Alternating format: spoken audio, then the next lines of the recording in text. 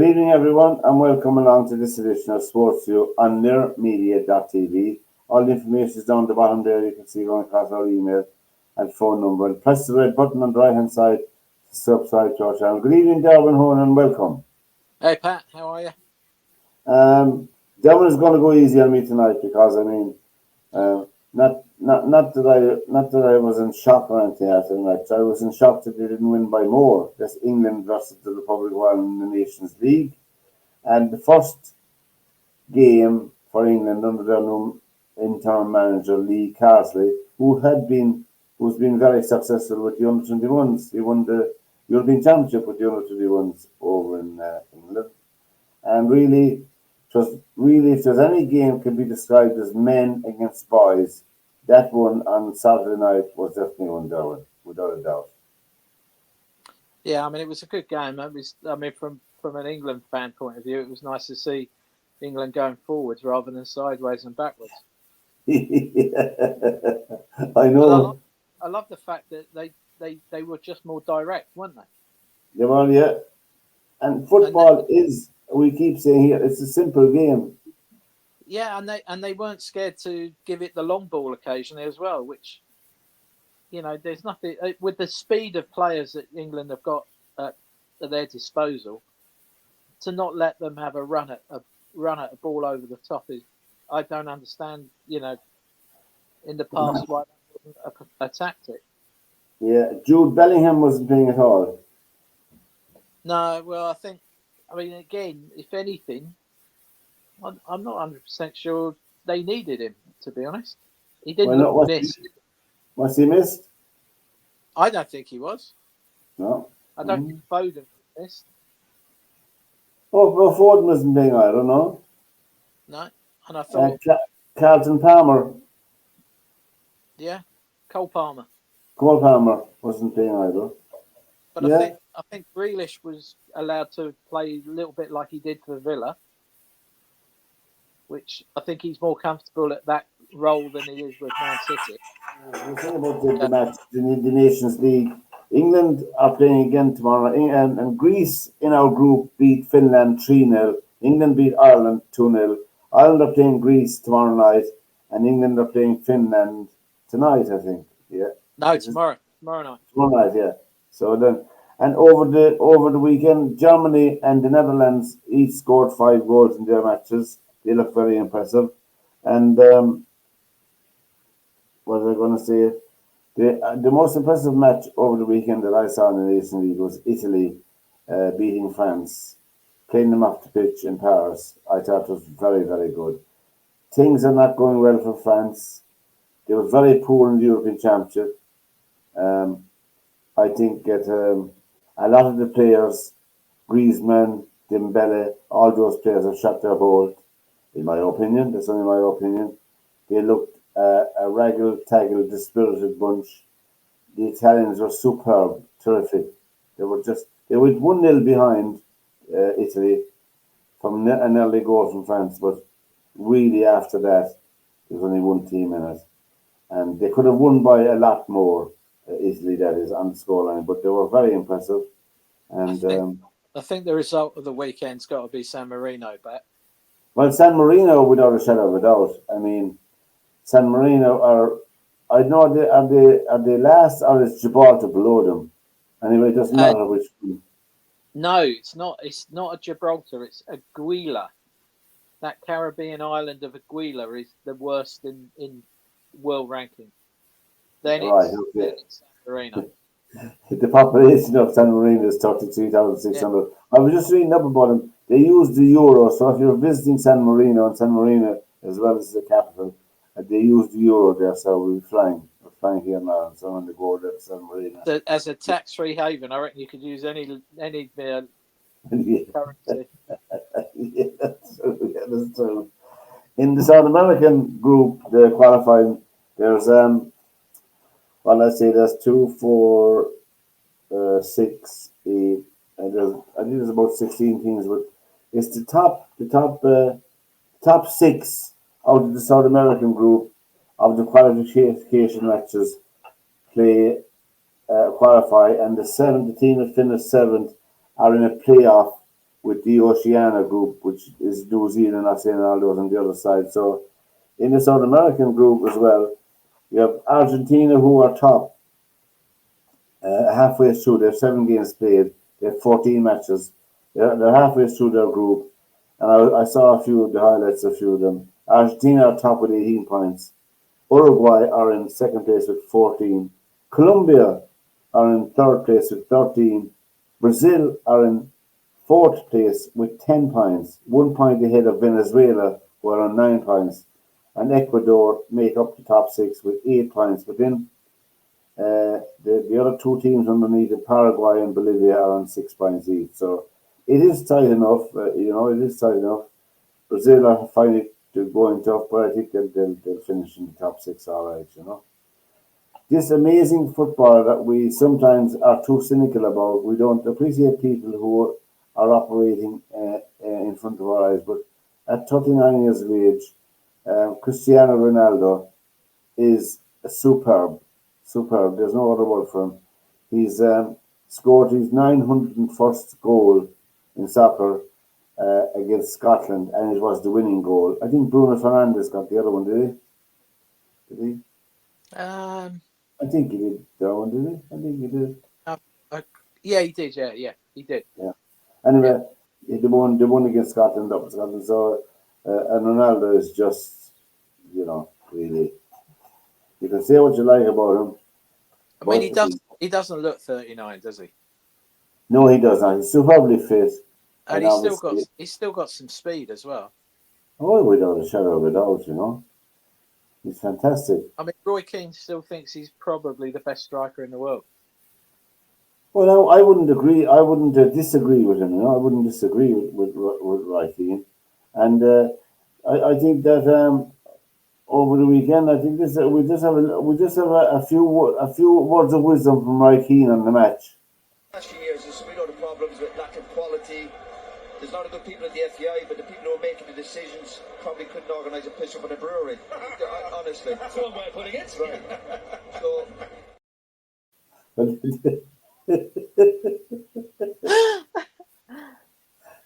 That's Roy Keane. That was Roy Keane. Wouldn't you love him? You have to watch it on ITV. Roy Keane should have his own show. I'd pay to watch him. Hey, Joe.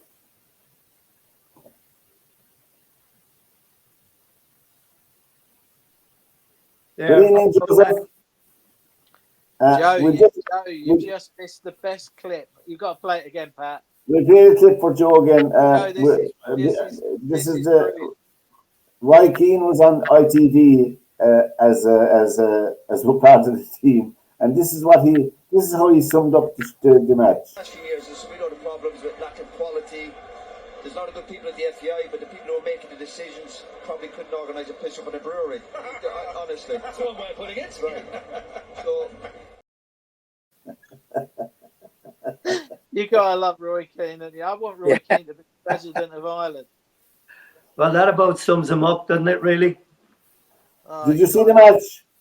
I did, yeah. Yeah, I mean we have to be fair as well in one way. I mean, I know Ireland don't have the quality that they did have from time to time. And I was saying to Derwynne, we have to remember in the history of soccer, Ireland have only beaten England twice, 1949, which is 75 years ago, and in 1988. So in 1949, Joe, you might remember some of these names: Tommy Godwin, Johnny Carey, Tom Ahern, Billy Walsh, Con Martin, Tommy Maroney, Peter Carr, Peter Farrell, Davy Walsh, Peter Desmond, and Tommy O'Connor, and Johnny Carey. Johnny Carey was voted Player of the Year in England in 1949. So that team beat England 2-0 in Goodison in 1949. So, I think that England looked very comfortable. They were way, way, way ahead of Ireland. Way ahead of Ireland. Oh, I mean, to be honest, they're not even in the same postcode. To be honest, I mean, they were so vastly more skilled than us, move the ball better, movement, the whole thing. we were just hanging on from the beginning. And you know, I mean, the thing is, I don't know who you can blame for this. I mean, I think there's a number of factors that go into it, and the biggest one being that our young players now are not making it at the bigger clubs across the water, and that I mean that's a huge factor in it. You know, it is. But would you not agree, Joe? Sorry for calling you, that there's a serious deficit in serious coaches here in Ireland in the setup? well, I mean, I think we have a lot of coaches, and I think we have a lot of good coaches.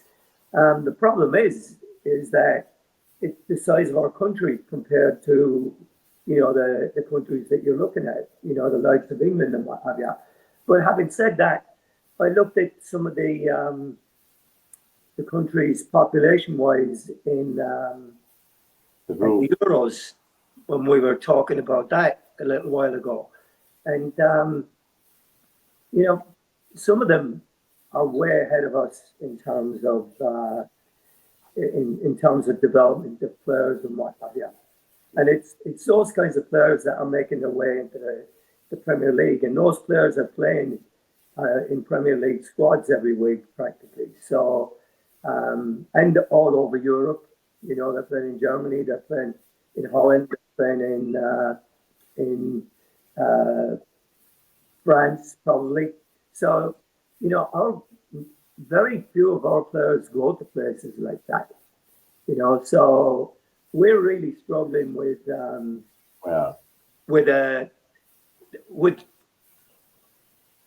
ability of the players that we've got right now and that have been coming through. And you know, it's so difficult to say and to go through with it, but if we didn't have some of those black players that we have now play for us, we'd be in a world apart. And that is the future of our game, really. Our two best players on the pitch, in my opinion, and I watched all the match for my sins, even my heart, a few of us. I know you had a bit of dinner, but I think that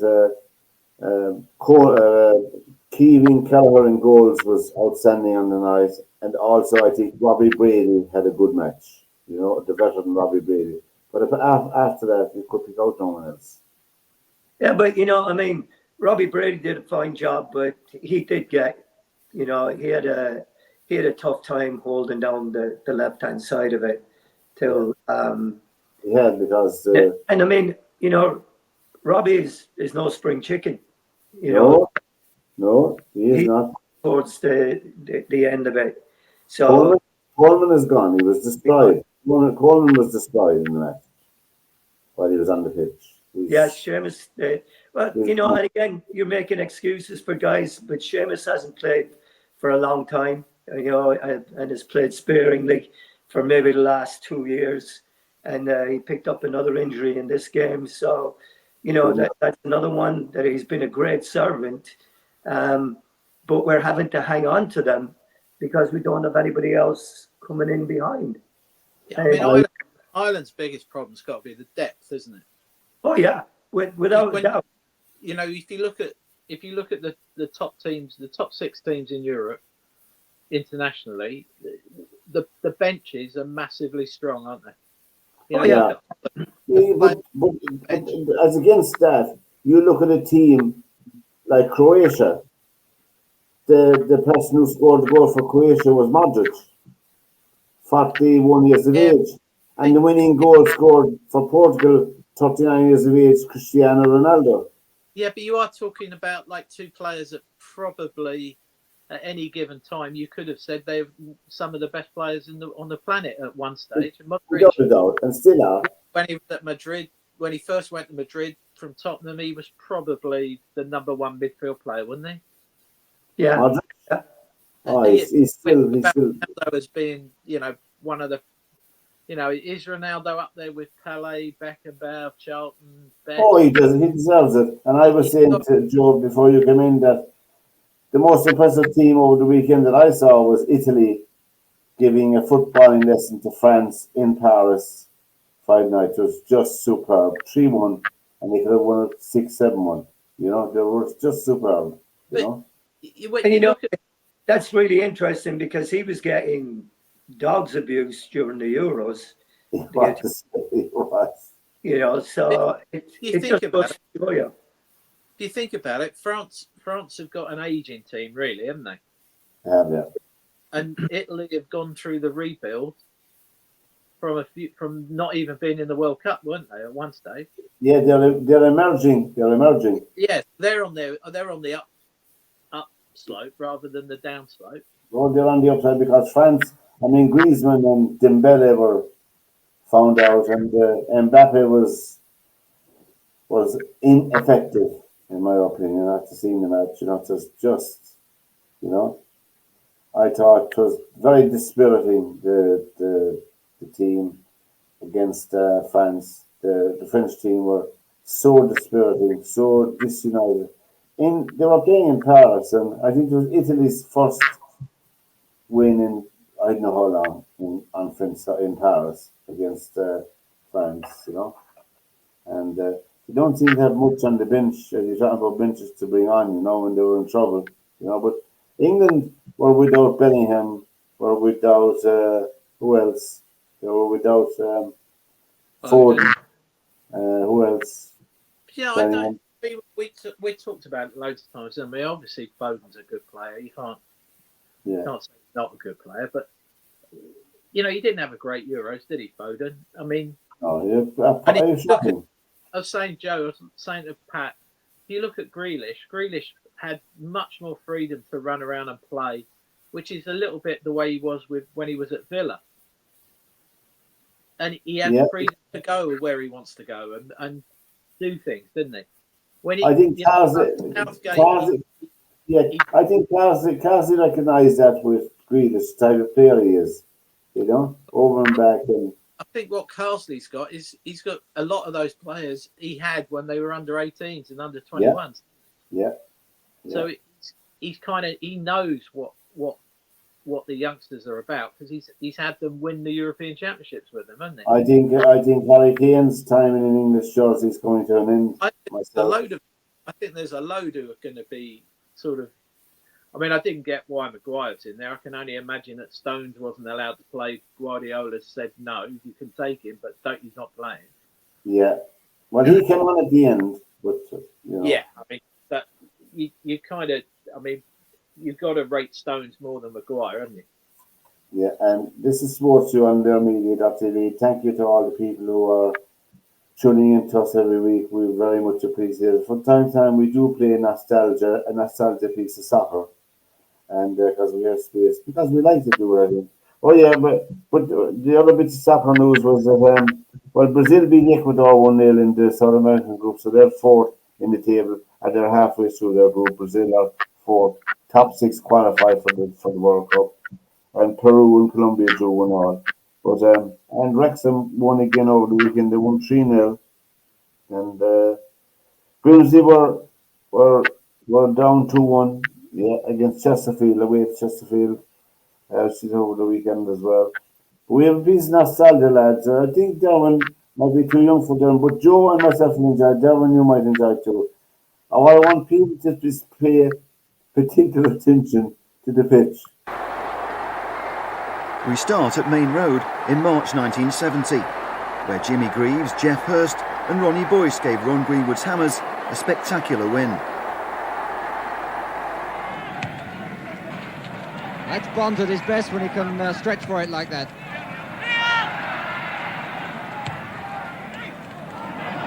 Good covering by Boyce, even if he did have a bit of luck. Holland. Hurst. Holland surely was offside. This is Greaves. Still there, Greaves.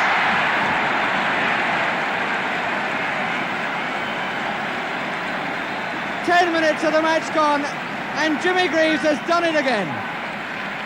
Scored on his debut for every club, for Chelsea, for Tottenham, for England, for AC Milan. And now for West Ham United.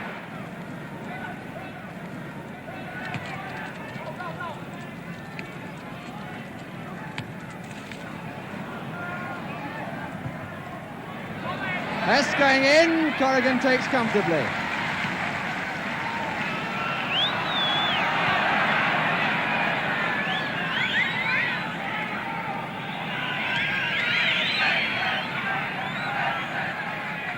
Lampard. Bit of pushing and shoving.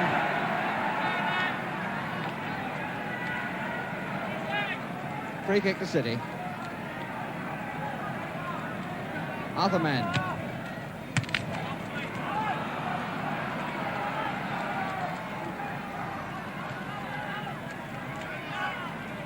Oakes.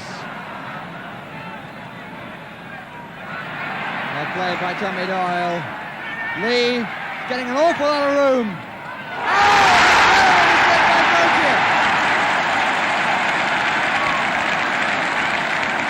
Francis Lee tying it all up at 1 each after 13 minutes.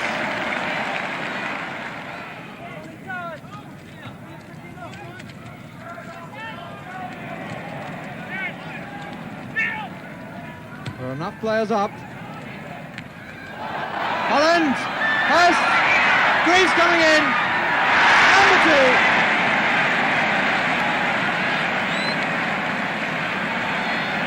36 minutes and he's done it again.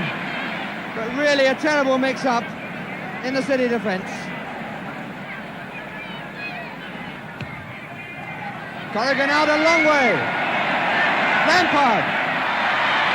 Well, if it had been on target, that would have been 3.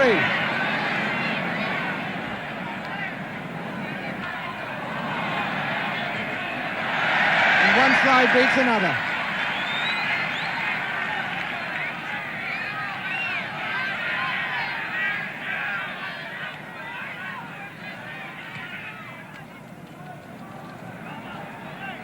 Boyce.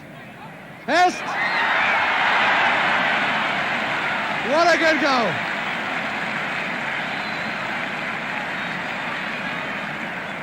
Timed it beautifully, took off well just inside the post. And the partnership of Hurst and Greaves, which came together very briefly for England, certainly flourishing for West Ham on their first get-together. A little bit of pushing and shoving.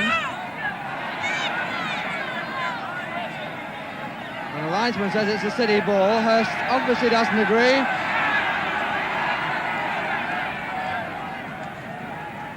Slight conversation going on off the ball between Hurst and the linesman. Straight back from Boyce. What a goal! What an unbelievable goal! A terrible clearance from Corrigan, and Boyce said, take that! Ronnie Boyce making it 4-1. With 8 minutes of the match remaining.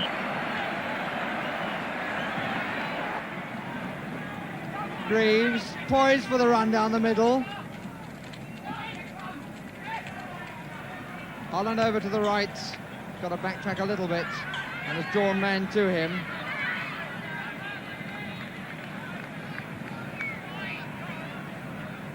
Van Holland.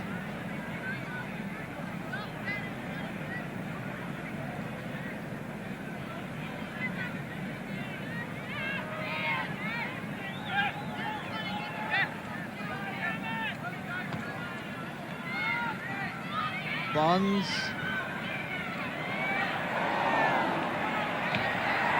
And Hurst! A real rocket from Hurst, and they were all standing watching him. Well, this really is West Ham's day. Everything has gone right for them. And their fans now are crying, easy, easy, as this man takes his second goal of the afternoon, Jeff Hurst. Well, that West Ham team of that day, well, Derwynne, what did you think of the pitch? You didn't need a mower, did you? I tell you, if Stones and Foden had to play football in those pitches, and Haaland, Could you imagine Guardiola passing it around on that? Oh my God! I mean, that was a superb West Ham team with Greaves and Hurst got 3, of course, and Billy Bonds and was Big Joe and goals for Man City. Joe, you remember those, do you? Oh yeah, I mean that what year was that? Was that 1970. 1970. right? I mean, Man City had won the cup in 1969, right, and they'd won the league I think the year before that. So you're talking about a very good City team. Yeah. They had Joe Corrigan, they had Tommy Booth, they had Fanny Lee. Francis Lee, Colin Bell, Mike Summerby. Summerby still with you? Yeah, Summerby was still there. Tony Buck has still been there. Alan O'Neill, Glenn Pardo, all those guys. I don't know who was playing at the back with Mike Doyle was there. So you're looking at a team that was a very, very good team. And I mean, that was a bad day for them, really, in terms of what happened there. I mean, thinking the same thing.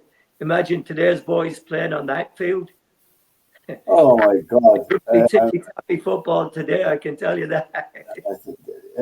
Erling Haaland will be getting no hat tricks in those matches. They'd be getting worried about their hair getting dirty, wouldn't they? Oh yeah,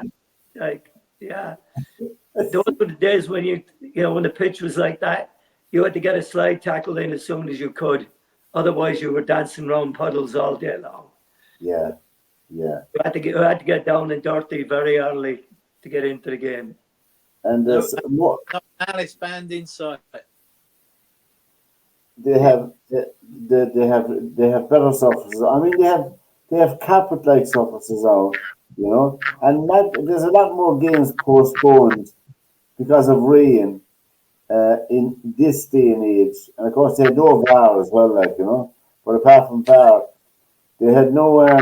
I mean, you get rain. You'd be playing rain, hail or snow in that time in the 70s, Oh I mean, I was at my raincoat fell apart at after Soda the match. The rain was so bad, but the match wasn't called off.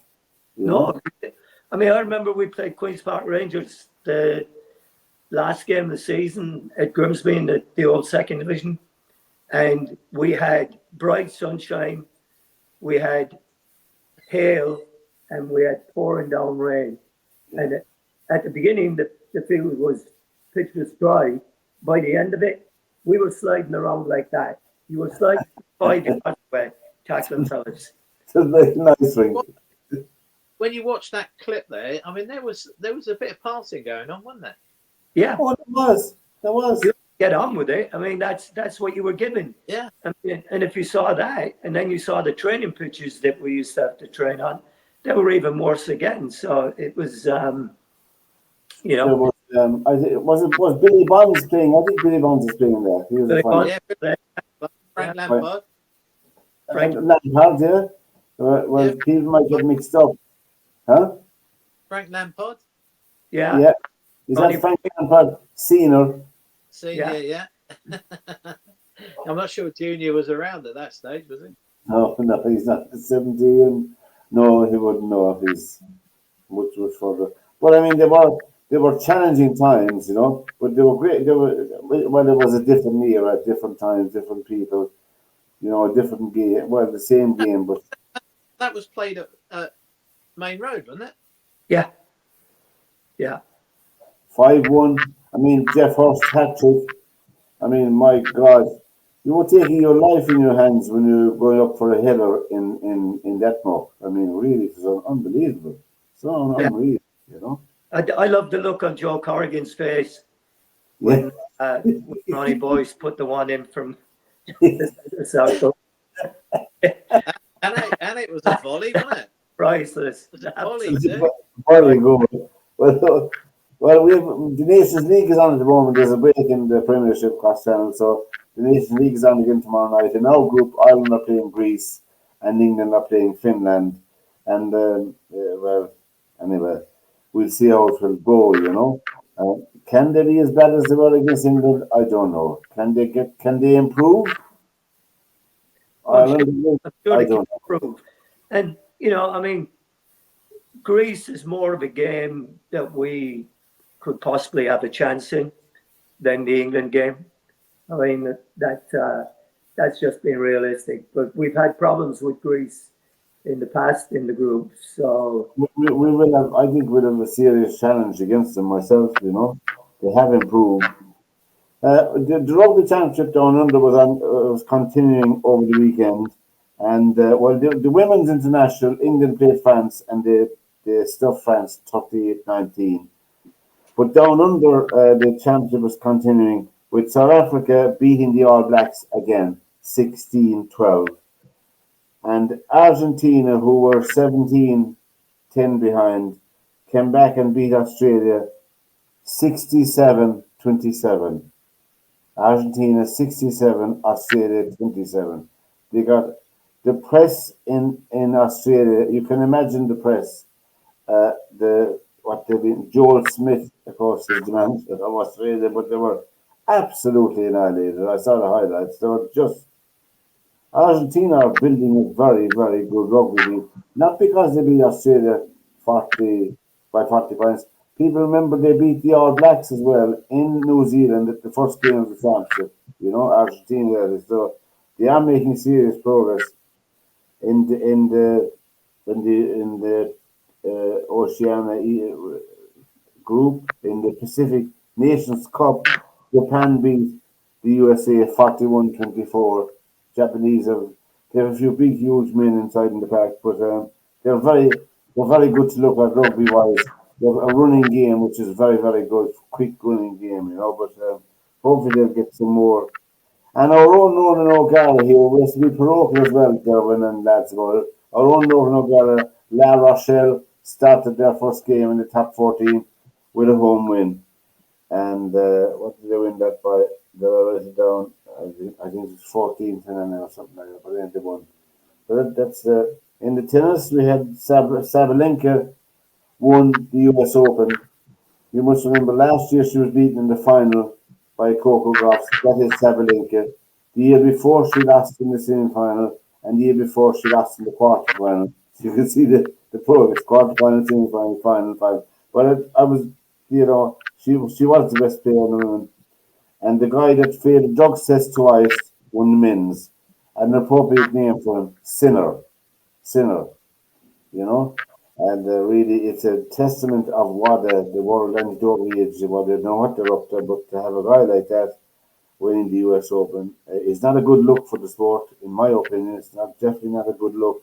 He beat Fritz, the first American to make it to the final since Andy Roddick.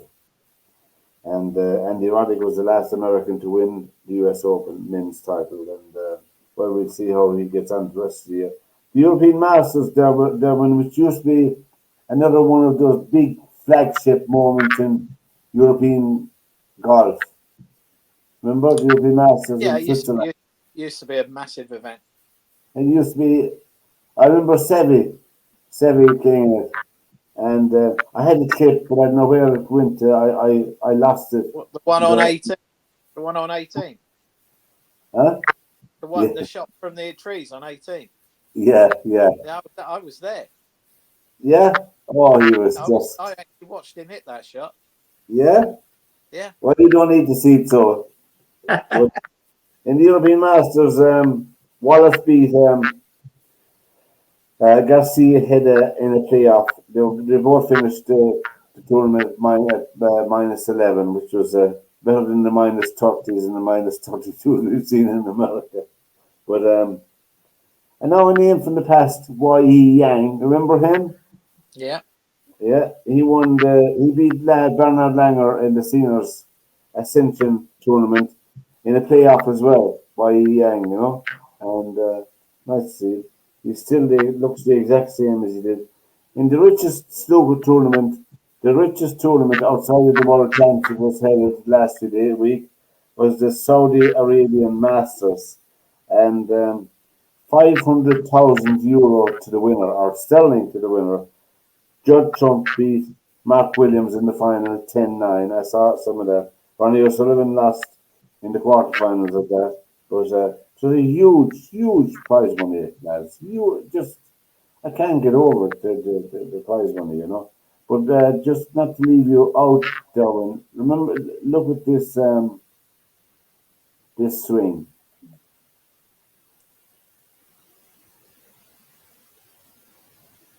Ben Hogan. Has Ben Hogan will playing again. I think it's a very short clip. There's not many of Ben Hogan around now. Isn't that a thing of beauty, isn't it? Yep. The modern golf swing there. That's Ben Hogan. I mean, he was, I suppose he was one of the classics. So, Amazing golfer. hmm? Amazing golfer winning that Grand Slam in 53. When was it, 53? Yeah, played 53 and he when he won the Open at Carnoustie, he basically had his legs bandaged up from his groin all the way down to his ankles. He was freezing cold. He was ill. He'd just come back from the big car accident. Oh, yeah. He was having hot baths every night because he couldn't walk and he was struggled and he played. What's the whole? I want to say the 12th at Carnoustie's Hogan's Alley, and there's a row of bunkers on the left and right on the fairway, and he went down the left-hand side between the bunkers and the out-of-bounds posts, and there's a plaque there today because the 4 divots that he did in foot 1, round 2, 3, and 4, you could throw a hanky round them, and that little strip was called Hogan's Alley. He did the same shot in the 4 rounds. Yeah, virtually. You could throw a handkerchief over the 4 divots where the plaque is. That's and he incredible. was literally like 6 feet away from being out of bounds, and he was aiming for it. Now, for some golfers, some people who would be a lot older and longer than me, who had seen Ben Hogan playing, and some of them have said that the nearest golfer that they've seen that came to Ben Hogan was Tiger Woods in his pomp and heyday. Well, I read a load of books about Hogan, but they reckon. I mean, my old boss and my old coach played with Hogan a few times, and he said that the ball went on the same trajectory with everything. If he was hitting a 2-iron, it went on the same trajectory as the last 2-iron he hit.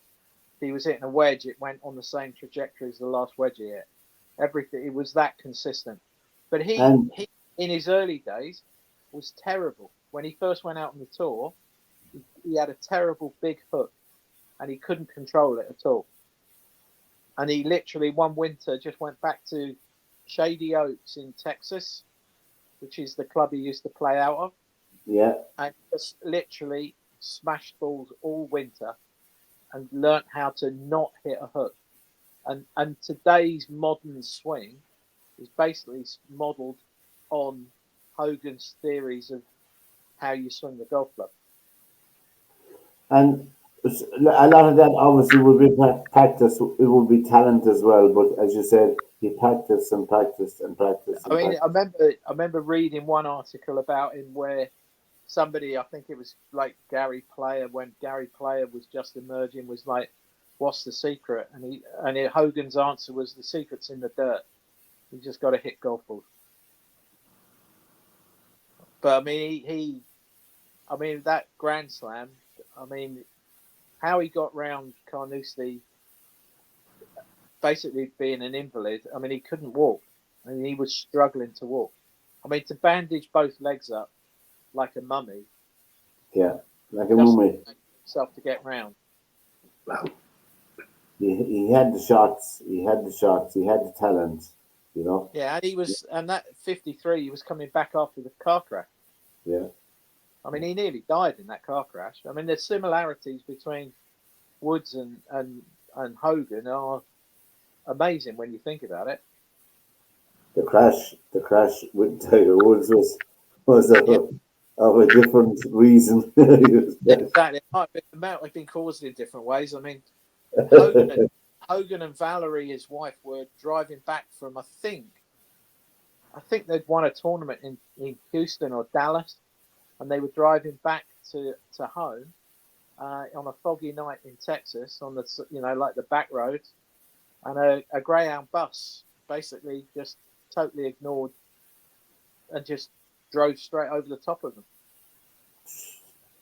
And he protecting his wife, he dived across Valerie to protect her, and that's basically how he got all his legs mangled up, and he was in a hell of a state. I mean, they thought he was going to die in the hospital. I think he had the last rites about 6 times. Yeah. And he Amazing, came man. back, and the following season he wins the Grand Slam. Just amazing man altogether. I mean, Bernard Hunt told me one day, just having a cup of tea with him, that when he played with Hogan had a stare that went straight through him. So he didn't really know you were there. He just looked straight through you. And his nickname was the Hawk. He's what? His nickname was the Hawk Oh, the Hawk. because of the stare. Was he a Southern boy? No, Texas.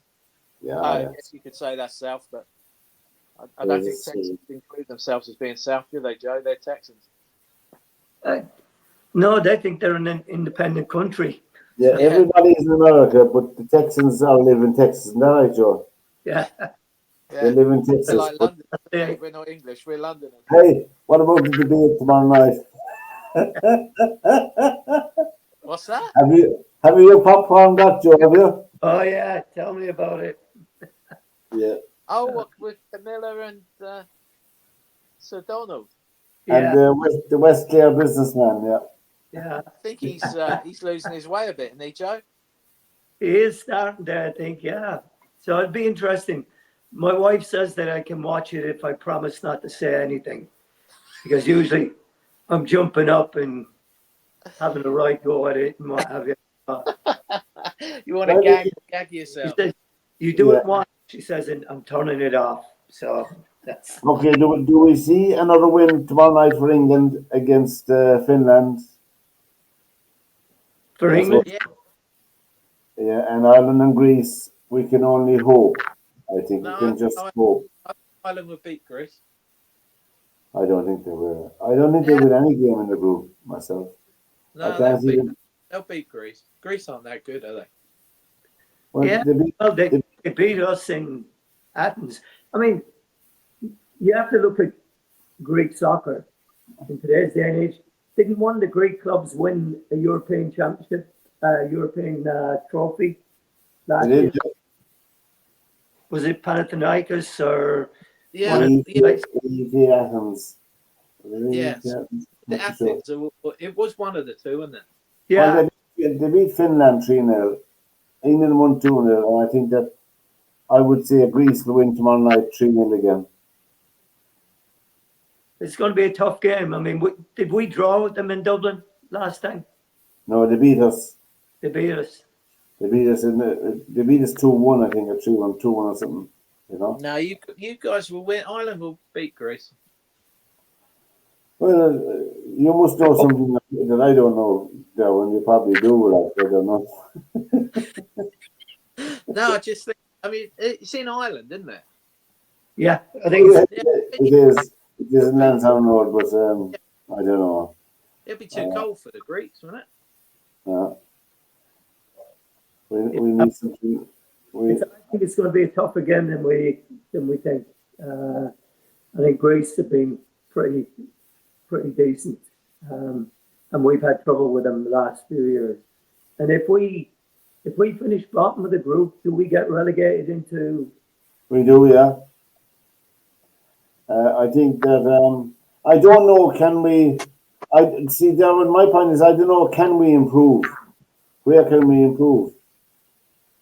Everywhere, says the man, but you know.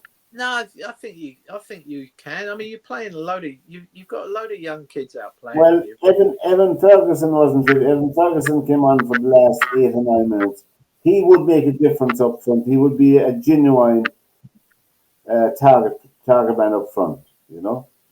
And he's a natural striker, so that would help. That would help tomorrow night if he gets in from the start. Definitely, that would help. All right, you know. Anyway, we've come to the end of another night of SportsView. So from we wish them all the best, you know, and We'll be shouting for Finland tomorrow night, Derwynne, as well. But You can shout as much as you want. It's at Wembley. I had to get that in. You have two Irishmen got the 2 goals and an Irish manager. What more do you want? Do you want to pound the flesh as well, you know? Now we're going down to Jack Charlton rules again. Yeah, I know. Anyway, from Derwynne, Honan, from Joe Wallace and myself, lads, it's been a blast. Take care, lads. We'll see you next month, guys. Bye-bye.